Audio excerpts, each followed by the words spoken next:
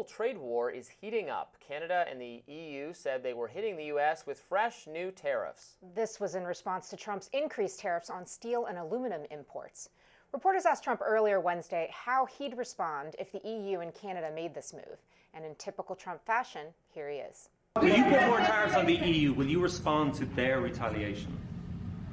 Of course I'm going to respond. You will retaliate The problem with more is tariffs. our country didn't respond. Look, the EU was set up in order to take advantage of the United States. Including Ireland? Is Ireland taking advantage of the US?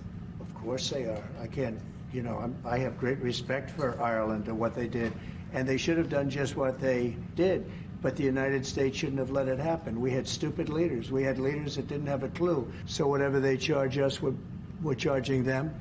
Nobody can complain about that. Whatever it is, it doesn't even matter what it is. If they charge us 25 or 20% or 10% or 2% or 200%, then that's what we're charging them. And so I don't know why people get upset about that, because there's nothing more fair than that. Trump came out swinging on Truth Social this morning, writing, "The European Union, one of the most hostile and abusive taxing and tariffing authorities in the world, which was formed for the sole purpose of taking advantage of the United States, has just put a nasty 50% tariff on whiskey. If this tariff is not removed immediately, the U.S. will shortly place a 200% tariff on all wines, champagnes, and alcoholic products coming out of France and other EU-represented countries. This will be great for the wine and champagne businesses in the U.S." Now here's what the Canada and EU tariff situation looks like. Canada is placing 25% reciprocal tariffs on steel. They will also raise taxes on products like tools, computers, servers, and sports equipment. The European Union, meanwhile, is trying to target red states. They're raising tariffs on beef, poultry, peanut butter, bourbon, jeans, and motorcycles. Blue states like Illinois, the top soybean producer, will also feel these effects.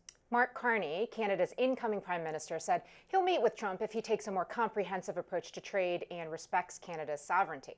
Carney said this week, "We firmly believe that in a world fraught with geopolitical and economic uncertainties, it is not in our common interest to burden our economies with tariffs." The markets appear to have been chaotic lately as a result of the tariffs.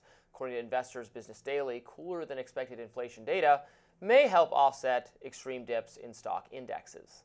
Former Congressman Joe Walsh wrote on X, "At the rate he's going, tomorrow he'll announce a 1,000% tariff on everything from every country in the world. MAGA, MAGA." Economics newsletter writer Joey Politano wrote, "Every day I wake up and there's more tariffs." That is a true observation.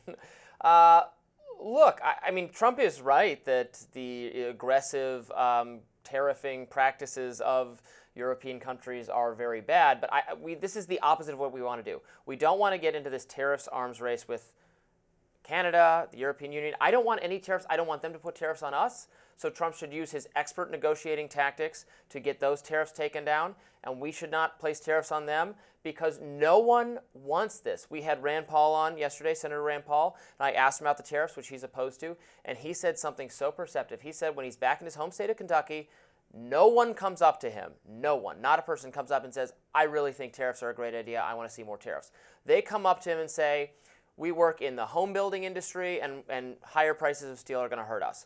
We're bourbon distillers, higher prices are going to hurt us. We're whatever it is, in small businesses, large businesses, workers, consumers, everyone says, my number one concern is the prices of things being too expensive." And to Trump's point that this can help, the domestic, winemaking or alcohol making industry. Okay, but you can't look at it just specific firms. It's true that a specific firm can be benefited by punitive economic harms being levied on its competitors.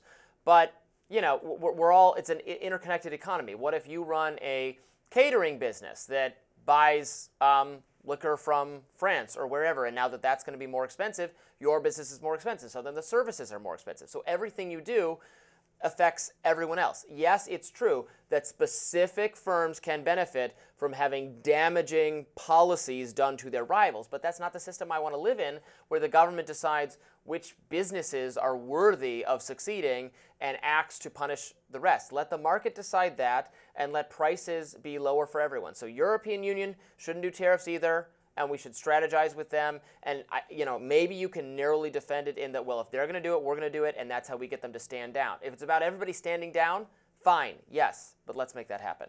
Robby, my head is still spinning from the fact that Donald Trump said what he said about Ireland while the Taoiseach of Ireland was visiting the White House, which is usually a very jovial, friendly, upbeat affair ahead of St. Patrick's Day. So that in itself is interesting. Yeah. But setting that aside, it actually proves a point, which is that Donald Trump is fundamentally misunderstanding how you're supposed to treat your allies versus your adversaries. And the whole point of having what was formerly touted as a pretty big achievement by the first Trump administration, the U.S.-Mexico-Canada agreement, is that there should essentially be pretty free-flowing trade between us and our two closest allies. So what we're seeing play out here is just counter to his own interests. And I think the reason you're seeing this reaction, why you heard what you heard from Senator Paul, is that consumers aren't buying it.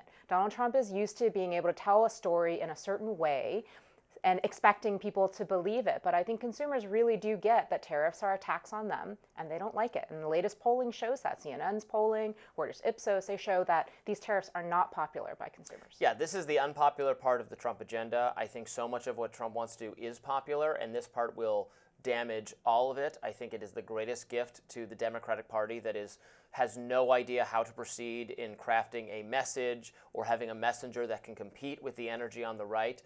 One thing that will tremendously help their fortunes is Republicans mismanaging the economy by making everything more expensive. It's not a good idea at all. I did want to pick up on what you said about our adversaries and our allies. I get your point. However, the conservative view and what Trump has come to power on is the view that our allies have taken advantage of us. We've been good to them. They have not been good to us. We've been responsible for policing the world. We, despite being an ocean away, have contributed not exactly as much, but a significant amount of money, for instance, to the defense of Ukraine. And it's Europe's backyard. Why aren't they primarily responsible for it? We have protected them in all sorts of other ways, and then they're going to have tariffs on us. That's not the way, they have not treated us as allies. So I want to have everyone stand down, have free market trade, which is the best thing for lifting people out of poverty, lowering prices for everyone, having good, fair competition between our industries and their industries.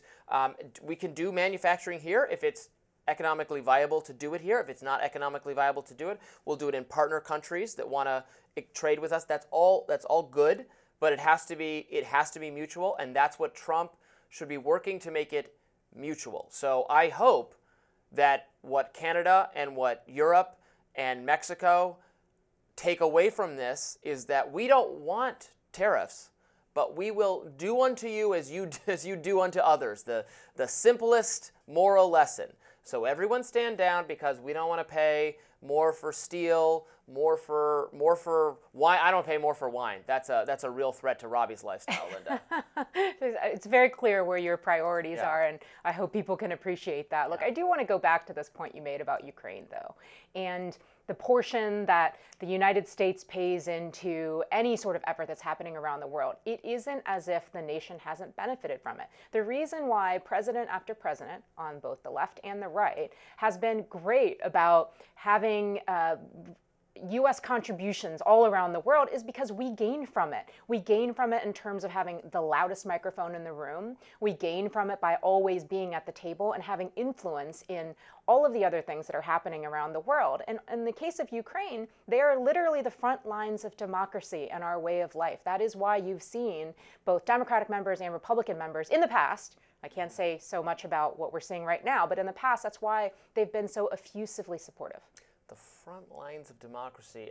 The problem we have with that is we don't know that the country is behaving in a particularly democratic way. Maybe they're behaving in a more democratic way than Russia, the country invading them, and I'm sympathetic to their plight, and I am utterly opposed to what has happened to Ukraine, but haven't had an election, have suspended opposition parties, have suspended opposition media, is a country rife with corruption. That was the concern about them joining NATO in the first place, right? That they don't meet the criteria because they have not sufficiently evolved as a democratic nation. So is it really fair to say this is the front lines of democracy being fought over? I think so, because what we do know is that Vladimir Putin is the enemy of democracy. He does not like our way of living. He does not like seeing democracy around the world. And he is attacking Ukraine as the first step to get to the rest of the world.